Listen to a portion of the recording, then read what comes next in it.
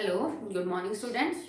Now we're discussing 9th class chemistry and your today's topic is separating the component of a mixture. तो last video में हमने जो topic complete किया था that is the applications of colloidal solution. तो solution वाला topic वहाँ तक हो गया था आपका actually. अब अगला है separating techniques, मतलब किसी भी solution में से किसी mixture में से अगर आपको चीजों को अलग अलग करना है, उसके सॉल्यूट सॉल्वेंट को आप अलग अलग करना चाहते हो तो कौन कौन सी जो टेक्निक है वो हम यूज करेंगे। कुछ टेक्निक्स काफी सिंपल होती हैं, बहुत आराम से आप सॉल्यूट सॉल्वेंट को अलग कर सकते हो। किसी के लिए हमें थोड़े स्पेशल मेथड यूज करने पड़ते हैं, जैसे कि मान लो अगर तुम्हें चाय जो बना रखे हो उसमें से चाय पत्ती और चाय को अलग करना है तो इट इज क्वाइट सिंपल। आप छलनी लोगे, चाय पत्ती ऊपर रह जाएगी, अदरक जो भी है, और नीचे सिर्फ फिल्ट्रेट आएगा जिसे हम टी बोलेंगे। ठीक है, तुमने घर में शिकंजी बनाई तो उसमें कुछ नींबू के बीज वगैरह हैं तो उसको छानने के लिए हम सिंपल फिल्ट्रेशन जो है वो यूज कर सकते हैं। तो कई बार बहुत ही सिंपल मेथड जो है वो आप यूज करके आराम से सेपरेट कर सकते हो मिक्सचर में से दो चीजों को। जैसे मान लो कि चावल के अंदर कंकड़ है, वो एक मिक्सचर ही बन गया, तो कंकड़ को हम हाथ से उठा के अलग कर सकते हैं हैंड पिकिंग मेथड से। ठीक है, तो कुछ मिक्सचर को आप हैंड पिकिंग से, फिल्ट्रेशन से, इन आसान तरीकों से अलग कर सकते हो। बट कई बार क्या होता है कि आपके पास एक ऐसा मिक्सचर होता है जिसमें से सॉल्यूट और सॉल्वेंट अलग अलग कंपोनेंट्स को बाहर निकालना इतना आसान नहीं होता, तो उसके लिए हम स्पेशल मेथड यूज करेंगे। तो हम दो चार कुछ ऐसे सॉल्यूशंस को डिटेल में डिस्कस करेंगे जिनके कंपोनेंट्स को हम अलग अलग करेंगे। ओके, सो फर्स्ट है इस कैटेगरी में सेपरेटिंग ब्लू या ब्लैक इंक, ब्लैक डाई या फिर डाई लिख लो आप simple, separating dye from blue और ब्लैक इंक। ठीक है, पहले हम फाउंटेन पेन में यूज करते थे इंक, आजकल आप बॉल पेन में यूज करते हो। ब्लू कलर का पेन होता है आपके पास, ब्लैक कलर का होता है।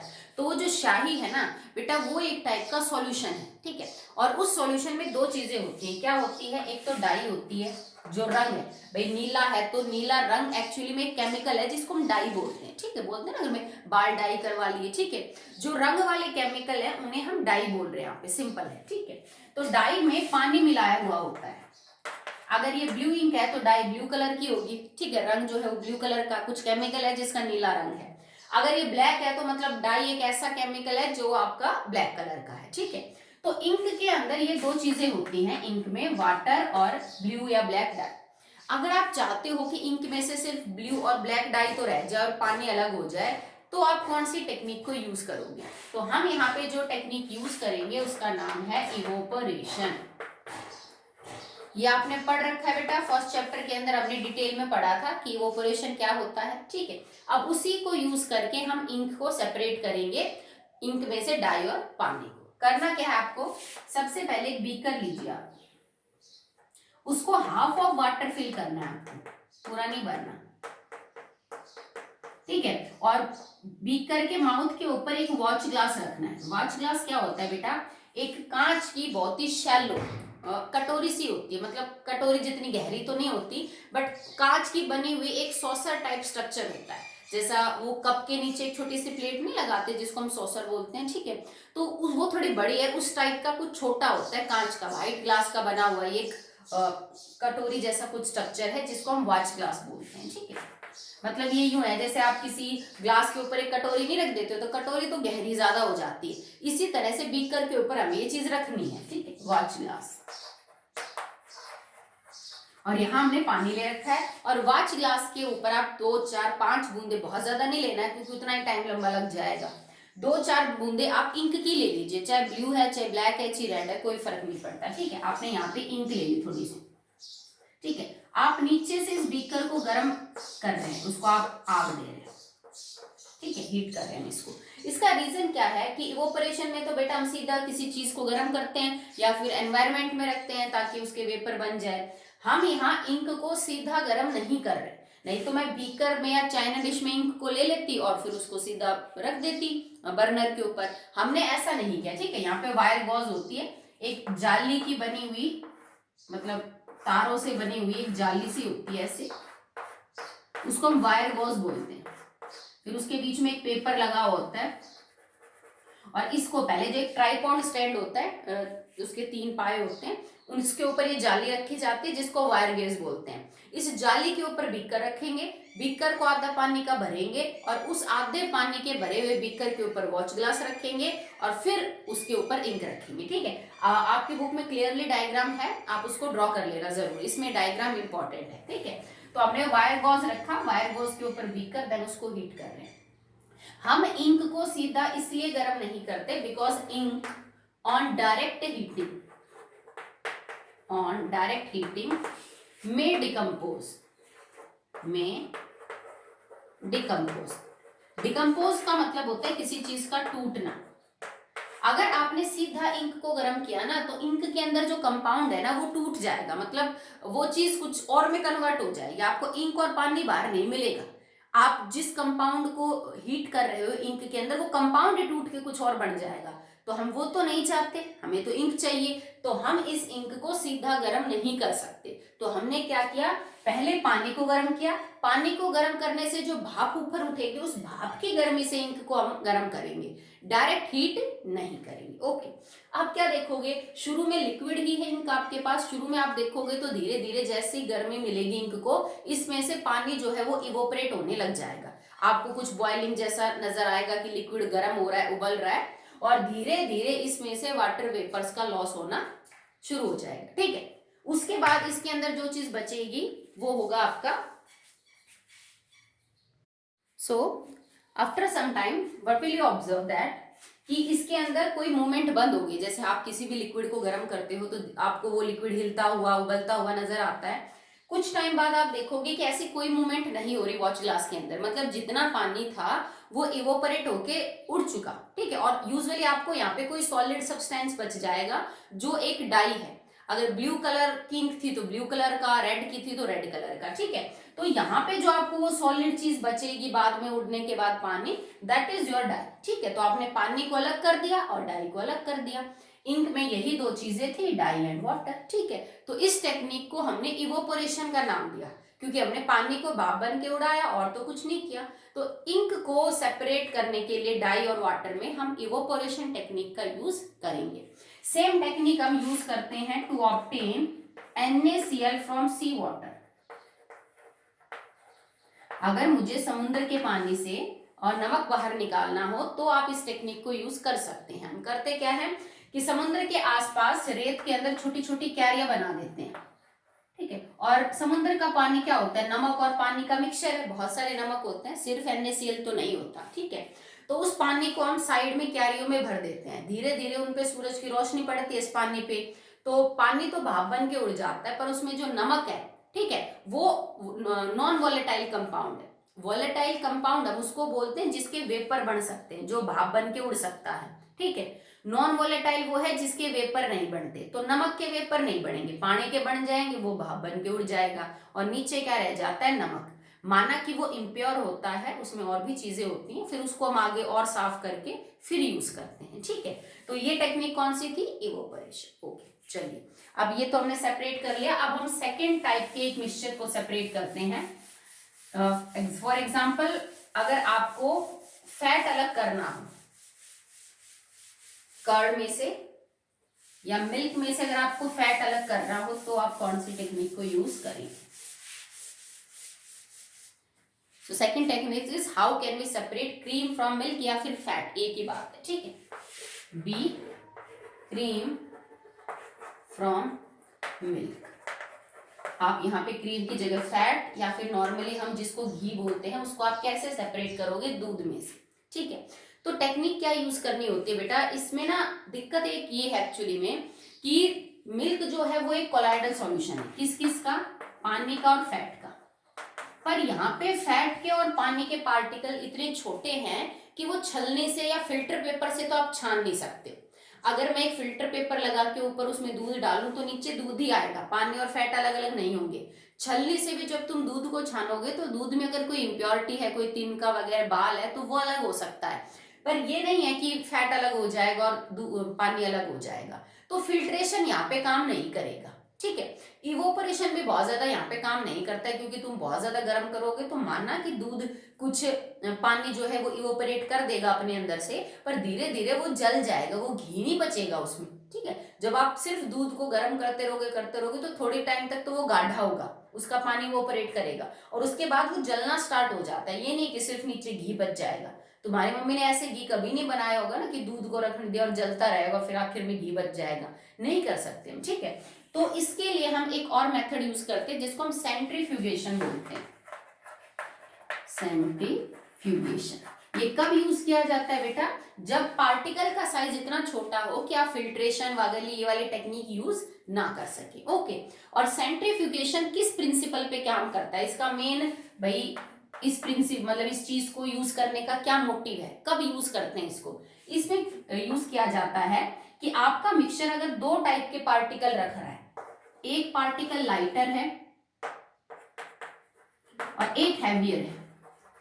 ठीक है, मतलब आपने जो मिक्सचर बना रखा है उसमें एक हल्का पार्टिकल और एक भारी है, और ऐसे मिक्सचर को जब आप सेंट्रीफ्यूगेशन मशीन के थ्रू रखेंगे, सेंट्रीफ्यूग मशीन के थ्रू, तो जो लाइटर पार्टिकल हैं वो तो ऊपर रह जाएंगे और जो हैवियर पार्टिकल्स है वो क्या चले जाएंगे बेटा? नीचे चले जाएंगे। ये प्रिंसिपल होता है, इसका सिद्धांत है काम करने का, कि आपके पास एक सॉल्यूशन है, उसमें एक हैवी पार्टिकल और एक लाइटर पार्टिकल है। आप उस सॉल्यूशन को बहुत तेजी से घुमाओ, बहुत ही तेजी से। जब आप बहुत तेजी से घुमाओगे तो इसमें जो हल्का पार्टिकल है वो तो ऊपर चला जाएगा और जो भारी पार्टिकल है वो नीचे रह जाएगा।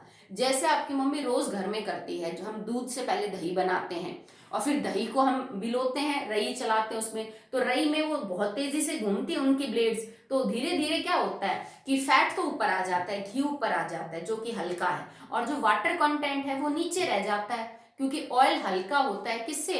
पानी से। ठीक है, आप ऐसे ही दूध को भी अगर हिलाओगे, दूध को भी बहुत तेजी से हिलाओगे तो भी उसका ऑयल पार्ट ऊपर आ जाता है और पानी क्या रह जाता है? नीचे।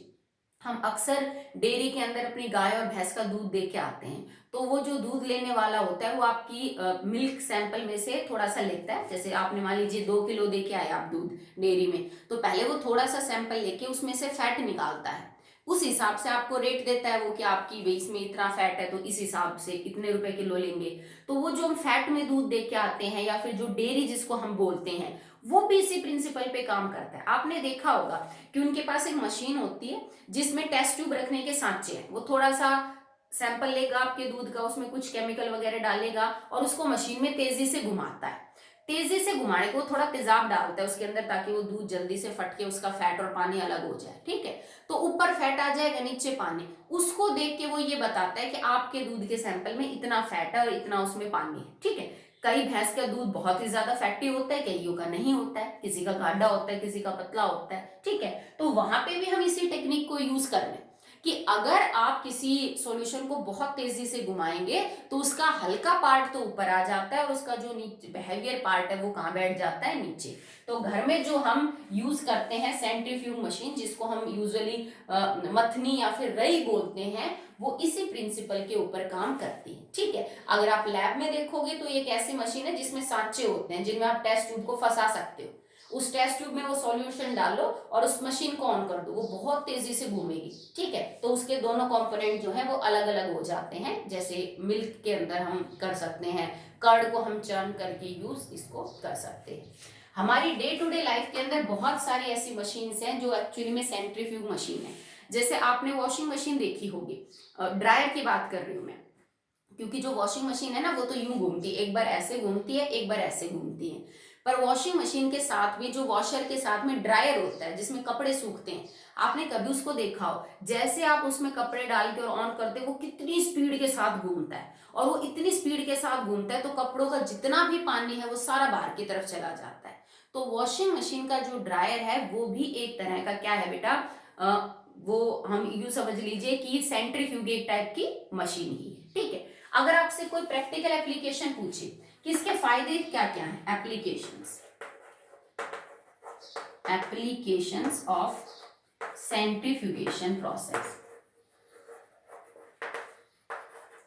हम कई जगह यूज करते हैं और हमें पता भी नहीं कि एक्चुअली में वो सेंट्रीफ्यूग मशीन जो है वो है। जैसे अभी तो एक मैं बता रही थी, वॉशिंग मशीन में से जो गीले कपड़े हैं उनको सुखाने के लिए हम सेंट्रीफ्यूग मशीन ही यूज कर रहे हैं। जो फैट या डेयरीज के अंदर जो लोग आपके मिल्क सैंपल में से आपका फैट बताते हैं कि इतना फैट है आपके गाय या भैंस के दूध में, वो भी इसी को यूज करते हैं।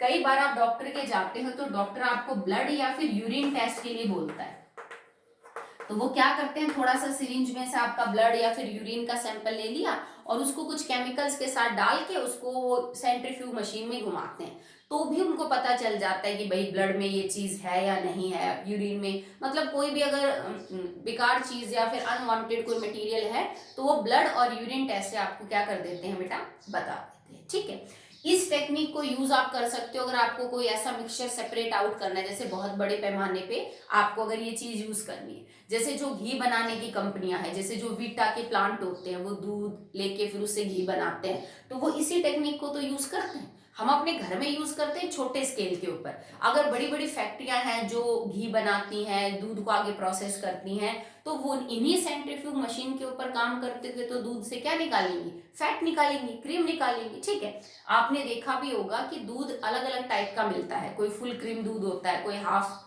क्रीम दूध होता है, कोई विदाउट फैट होता है। ठीक है, तो मतलब दूध जिसमें फैट की मात्रा किसी में बहुत ज्यादा है, किसी में कम है, तो किसी में क्या है बेटा, थोड़ी है। तो अलग अलग अमाउंट मिल्क का रख के, फैट का अमाउंट अलग अलग मिल्क में रख के हम अलग अलग टाइप का जो दूध है वो बना सकते हैं। तो जैसे आजकल अमूल का आता है, अलग अलग प्राइस होते हैं बेटा उनके, डिपेंडिंग अपॉन कि किस में फैट ज्यादा है और किस में फैट क्या है, कम। तो जो रिफाइंड घी वगैरह बनाने में भी हम इसी टेक्निक को जो है वो क्या करते हैं बेटा, यूज करते हैं। So that will be all about centrifugation. ये टेक्निक किस प्रिंसिपल पे बेस्ड है, that lighter particles will float over the surface, और जो हैवियर पार्टिकल्स हैं वो नीचे बॉटम के अंदर बैठ जाएंगे। ओके, चलिए now on the third technique या थर्ड टाइप ऑफ मिक्सचर आप कैसे सेपरेट करेंगे। If you have to immiscible liquids, immiscible liquid बेटा वो लिक्विड होते हैं जो आपस में मिक्स नहीं होते। मिसिबल लिक्विड वो जो बहुत ही मिक्स हो जाएंगे आपस में, जैसे अल्कोहल और वाटर, शराब और पानी अच्छे से मिक्स हो जाते हैं एक दूसरे के अंदर, तो वो मिसिबल लिक्विड है। ठीक है, इमिसिबल लिक्विड होते हैं that are not soluble.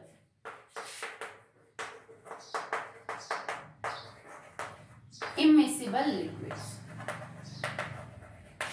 Immiscible simply means that are not soluble into each other. Okay, जैसे कि बेस्ट एग्जांपल है oil and water, mustard oil and water, coconut oil and water, ghee and water. ठीक है, तो ये जितने भी oily substance हैं ये अच्छे से मिक्स नहीं होते हैं पानी के साथ, तो इनको दूर करने के लिए आप बहुत ही सिंपल टेक्निक यूज कर सकते हो। They can be separated by using A separating funnel. Okay, तो आप इनमें सेपरेटिंग फनल को यूज कर लीजिए। ये apparatus होता है जिससे आप इनको अलग कर सकते हो, क्योंकि इसकी मेन जो बात है ना वो ये है कि ये दोनों घुलते ही नहीं है। अगर दो लिक्विड आपस में प्रॉपरली मिक्स ही नहीं होते हैं तो मतलब दो अलग अलग लेयर मिलेंगे आपको, एक लिक्विड ऊपर मिलेगा, एक लिक्विड आपको क्या मिलेगा, नीचे मिलेगा। तो ऐसे लिक्विड्स को सेपरेट करने के लिए हम सेपरेटिंग फनल का जो है वो सहारा ले सकते हैं। ठीक है, सेपरेटिंग फनल एक इस टाइप का apparatus होता है बेटा। ठीक है, यहाँ नीचे वाल लगा होता है, आप इसको खोल और बंद कर सकते हो।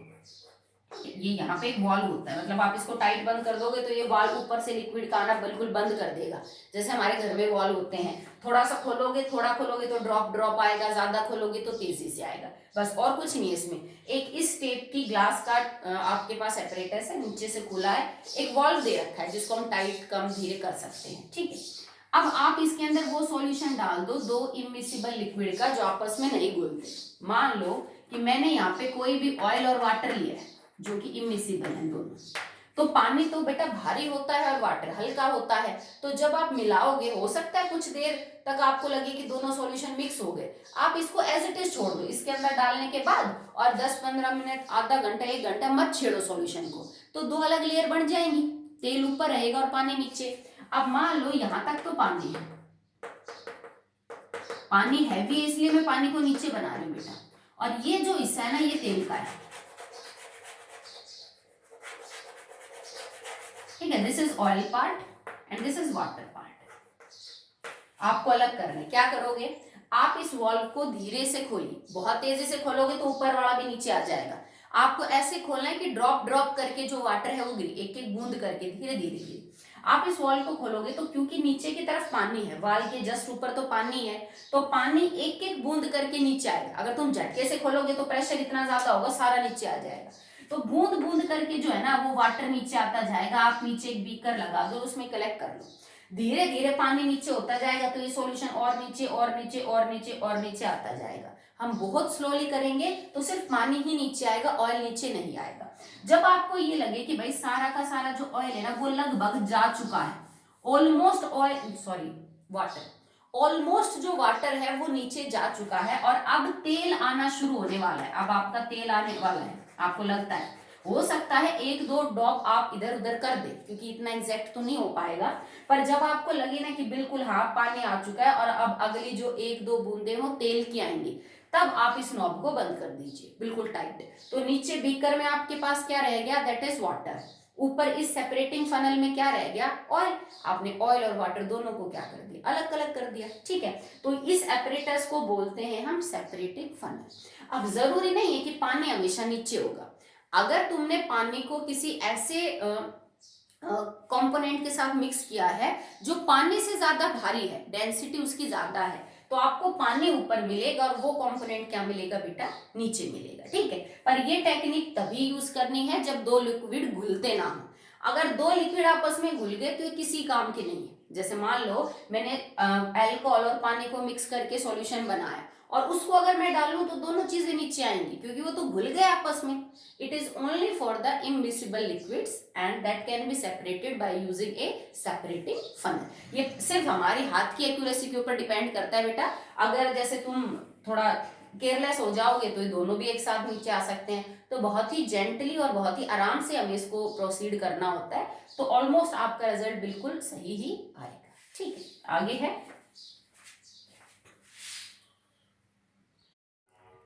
What are the applications of this technique? Separating funnel से दो इमिसिबल लिक्विड्स को अलग करने की डे टू डे लाइफ के अंदर इंडस्ट्री में क्या क्या एप्लीकेशंस है, हम कहाँ कहाँ इसको यूज करते हैं।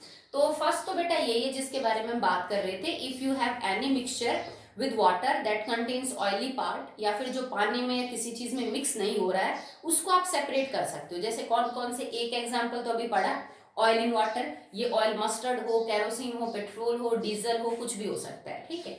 एक ये है बेंजीन प्लस वाटर। बेंजीन एक कंपाउंड है जिसका फॉर्मूला C6H6 होता है, ठीक है। हम आगे बताएंगे आपको कि हाइड्रोजन कार्बन वगैरह सब क्या होते हैं, ठीक है। इसके अलावा क्लोरोफॉर्म प्लस वाटर, इनको आप अलग कर सकते हैं। क्लोरोफॉर्म होता है CHCl3। एक होता है कार्बन टेट्राक्लोराइड प्लस वाटर, तो कार्बन टेट्राक्लोराइड का फॉर्मूला होता है CCl4। तो अगर आपके पास ऐसा कोई भी मिक्सचर है, कार्बन डाइसल्फाइड भी हो सकता है, कार्बन डाइसल्फाइड, तो ये ना बेटा सारे के सारे ऑर्गेनिक कंपाउंड है, ये पानी में नहीं घुलते हैं। These all are organic compound जिनमें कार्बन वगैरह होता है, ये पानी में नहीं घुलते हैं। Benzene, chloroform, carbon tetrachloride, carbon disulphide, तो ये मिक्स तो होंगे नहीं पानी के साथ, तो आप इनको सेपरेटिंग फनल से जो है वो आराम से क्या कर सकते हो, सेपरेट कर सकते हो।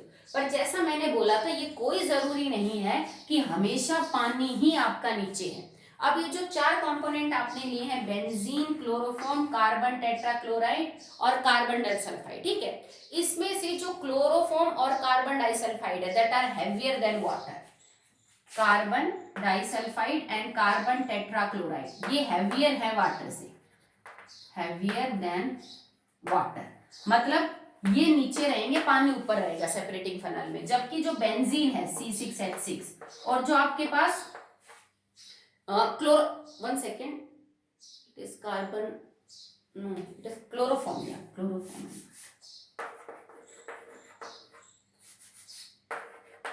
ठीक है। जो क्लोरोफॉर्म और कार्बन डाइसल्फाइड है that are heavier than water, जबकि जो कार्बन टेट्राक्लोराइड और बेंजीन है that are lower than water, ये पानी से नीचे मतलब हल्के मिलेंगे आपको और ये पानी से भारी मिलेंगे। तो जरूरी नहीं है कि आप हमेशा नीचे वाटर को ही देखें, ये ऊपर नीचे भी हो सकते हैं, पर लाइटर चीजें ऊपर मिलेगी, वो लाइटर चाहिए पानी हो या फिर चाहिए आपका ऑयली कॉम्पोनेंट हो। तो एक तो आप ऐसे मिक्सचर को सेपरेट कर सकते हैं।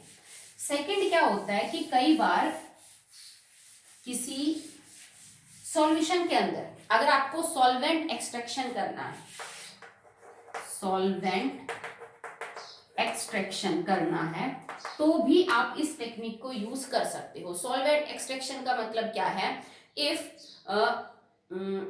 कुछ organic compound are present in aqueous solution, भाई आपका जो सॉल्यूशन है वो एक्वस है, एक्वस सॉल्यूशन में कुछ ऑर्गेनिक कंपाउंड मिक्स हो गए हैं, एज ए इम्प्योरिटी समझ लो कि organic compound as a impurity जो है बेटा वो मौजूद है। ठीक है, आप कैसे सेपरेट करोगे इनको? तो आप क्या करते हो ना कि ऐसे सॉल्यूशन में जिसमें पानी प्लस में कोई ऑर्गेनिक कंपाउंड मिक्स है, या और किसी तीसरी चीज भी हो सकती है, भाई एक तीसरी चीज ने पानी के साथ एक्वा सॉल्यूशन बना रखा है और उसमें कोई organic compound as a impurity मौजूद है, तो हम क्या करते हैं, बाहर से मान लो मैंने ईथर डाल दिया या बेंजीन डाल दिया, तो ईथर और बेंजीन पानी के साथ तो घुलेंगे नहीं, पर उनमें ये प्रॉपर्टी है कि वो इनके अंदर को डिसॉल्व कर सकते हैं अपने अंदर। ठीक है, ये ऑर्गेनिक कंपाउंड को अपने अंदर घोल सकते हैं, पानी के अंदर ये नहीं घुलेंगे, तो ये क्या करते हैं, इनके साथ जाके इनको अपने अंदर डिसॉल्व कर लेंगे, और ये चीज तो पानी में घुलती नहीं है, तो ये अलग लेयर बना लेंगी, और फिर उस लेयर को हम सेपरेटिंग फनल से क्या कर देंगे बेटा, अलग कर। ठीक है, नेक्स्ट है इन एक्सट्रैक्शन ऑफ मेटल्स। जब हम मेटल को साफ करते हैं, जैसे आपने जमीन में से किसी मेटल को खोद के निकाला, उसको साफ किया, जब फाइनल स्टेज आती है ना कि मेटल बाहर निकलने वाला है, तो मेटल ना बेटा पिघला हुआ बाहर निकलता है, सॉलिड फॉर्म में नहीं निकलता, मेटल पिघला हुआ बाहर निकलेगा, उसको हम मोल्टन बोलते हैं। मोल्टन का मतलब है in the liquid state. Metal finally जब निकलेगा, जैसे लोहा ही है, तो लोहा लिक्विड फॉर्म में बाहर निकलता है, सॉलिड फॉर्म में बाहर नहीं निकलेगा। तो मेटल के साथ तो दुनिया भर की इंप्योरिटीज होती हैं, तो मेटल को साफ करते वक्त जो उसमें इंप्योरिटीज हैं उनको हम स्लैग बोलते हैं। इंप्योरिटीज को क्या बोला जाएगा, स्लैग। और स्लैग में ये गुण होता है बेटा कि डेंसिटी वाइज ये हल्का होता है, किससे, मेटल से, और मेटल होता है भारी। ठीक है, आपने एक मेटल को साफ किया, उसमें इंप्योरिटीज, आप उसको साफ करना चाहते हो 100% प्योर। ठीक है, तो आखिर वाले स्टेप में जब आपका मेटल बस निकलने ही वाला है, तो इतनी गर्म करते हैं ना उस चीज को कि मेटल पिघल जाता है। पिघला हुआ मेटल भारी होता है, और उसके ऊपर जो इंप्योरिटीज होती हैं जिनको हम स्लैग का नाम देते हैं, वो हल्की होती हैं। तो स्लैग तो रहेगा ऊपर, जैसे ये तो स्लैग है, और ये रहेगा आपका मेटल। फिर हम इसको सेपरेटिंग फनल जैसे टेक्निक से नीचे से एक वॉल लगा देते हैं, तो मेटल धीरे बाहर आ जाता है, क्योंकि स्लैग तो हल्का है और स्लैग ऊपर है। नहीं तो आप ये टेक्निक भी यूज कर लेते हैं कि दो, जैसे ये चैम्बर है, यहां तक तो स्लैग है और ये आपका मेटल है, इसका वॉल अलग कर देते हैं और इसका वॉल अलग कर देते हैं, यहां से स्लैग बाहर निकलता रहता है धीरे धीरे, और यहां से क्या निकलता रहता है, मेटल। ठीक है, तो इसी टेक्निक को यूज कर रहे हैं, क्योंकि दोनों एक दूसरे के अंदर सॉल्युबल तो हो नहीं रहे, एक चीज हल्की है, स्लैग हल्का है, और जो मेटल है पिघला हुआ वो भारी है। ये दोनों लिक्विड कंडीशन में बेटा, क्योंकि इतना हाई टेम्परेचर होता है इस भट्ठी में जिसमें ये चीज हो रही है 1000-2000 केल्विन से ऊपर, कि मेटल आपका पिघल जाता है। क्योंकि देखो आयरन का जो मेल्टिंग पॉइंट है वो 1535 डिग्री सेल्सियस है, तो मतलब उससे बहुत ज्यादा टेम्परेचर हमने दिया, 2000 केल्विन से ज्यादा है, तभी तो आयरन पिघला। तो उसमें दोनों चीजें लिक्विड में, पर मेटल भारी है और आपका जो स्लैग है वो हल्का है, तो स्लैग ऊपर रहेगा और मेटल क्या रहेगा, नीचे। ठीक है, सो दीज आर द तीन मेथड्स हमने आपको आज करवाए हैं सेपरेशन के, ये आप कर लीजिएगा। इसके डायग्राम इंपॉर्टेंट है, हर टाइप के साथ उसका डायग्राम आपको कन्फर्मली ड्रॉ करना है, using scale, using sketch pen. वो बहुत ही क्लियर और एकदम साफ डायग्राम होना चाहिए, रफ वर्क नहीं होना चाहिए कि हाथ जिधर चला उधर चल गया। ठीक है, so that's all for today.